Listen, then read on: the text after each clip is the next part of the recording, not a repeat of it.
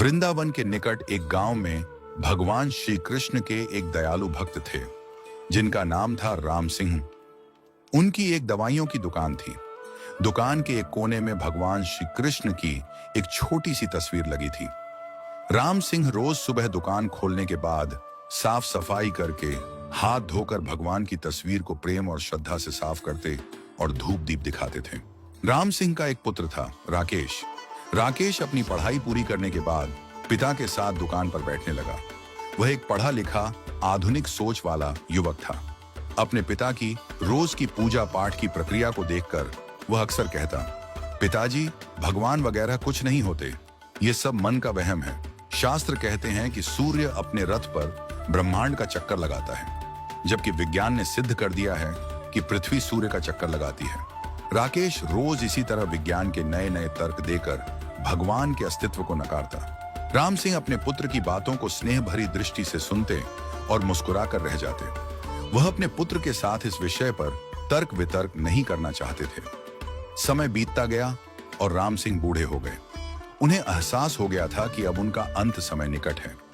उन्होंने एक दिन राकेश से कहा, बेटा, तुम भगवान को मानो या मत मानो, मेरे लिए यह ही बहुत है कि तुम एक मेहनती, दयालु और सच्चे इंसान हो। लेकिन क्या तुम मेरा एक कहना मानोगे? राकेश ने कहा, कहिए पिताजी, मैं जरूर मानूंगा। पिता ने कहा, मेरे जाने के बाद रोज दुकान में भगवान श्री कृष्ण की इस तस्वीर को साफ करना, और यदि कभी किसी परेशानी में फंस जाओ तो हाथ जोड़कर श्री कृष्ण से अपनी समस्या कह देना। बस इतना सा कहना मान लेना। राकेश ने सिर हिलाकर हामी भर दी।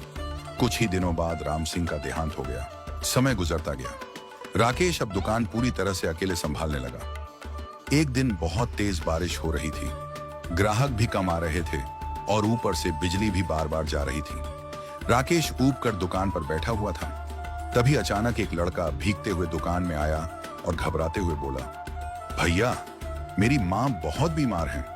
डॉक्टर ने कहा है कि अगर 4 चम्मच यह दवाई तुरंत पिला दी जाए तो ही उनकी जान बच सकती है। क्या आपके पास यह दवाई है? लड़के के चेहरे पर राहत की चमक आ गई। लेन देन के बाद वह जल्दी से दवाई लेकर चला गया। थोड़ी देर बाद जब राकेश ने काउंटर पर निगाह डाली तो उसके पैरों तले जमीन खिसक गई। उसकी नजर वहां रखी एक शीशी पर पड़ी। ये वही चूहे मारने की दवा थी जो एक ग्राहक वापस करके गया था। बिजली न होने के कारण राकेश ने वह शीशी काउंटर पर ही रख दी थी और अंधेरे में गलती से उसी शीशी को दवाई समझकर उस लड़के को दे दी। राकेश का दिल जोर जोर से धड़कने लगा। उसके मुंह से अनायास ही निकल पड़ा, हे भगवान, ये क्या कर दिया मैंने? वह लड़का अपनी मां को जहर पिला देगा। ये तो अनर्थ हो गया। तभी उसे अपने पिता की कही हुई बात याद आई। उसने तुरंत भगवान श्री कृष्ण की तस्वीर के सामने हाथ जोड़ लिए और कांपते हुए बोला, हे प्रभु, पिताजी हमेशा कहते थे कि आप हैं। अगर आप सच में हैं तो इस अनहोनी को रोक लो। एक मां को उसके बेटे के हाथों जहर मत पिलाओ। कृपा करो प्रभु, कुछ चमत्कार कर दो। राकेश का मन व्याकुल हो उठा और वह आंसू बहाते हुए भगवान से प्रार्थना करने लगा। तभी पीछे से भैया। राकेश ने पलटकर देखा तो वही लड़का खड़ा था। उसके कपड़े कीचड़ में सने हुए थे।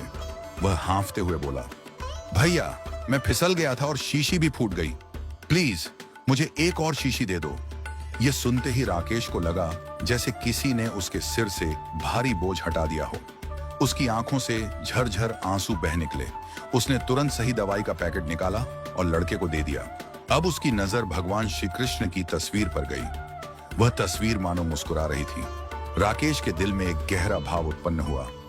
कोई है जो सृष्टि चला रहा है, जिसे कोई शिव कहता है, कोई विष्णु, कोई ईश्वर और कोई परमात्मा। प्रेम और भक्ति से भरी प्रार्थना कभी अनसुनी नहीं जाती।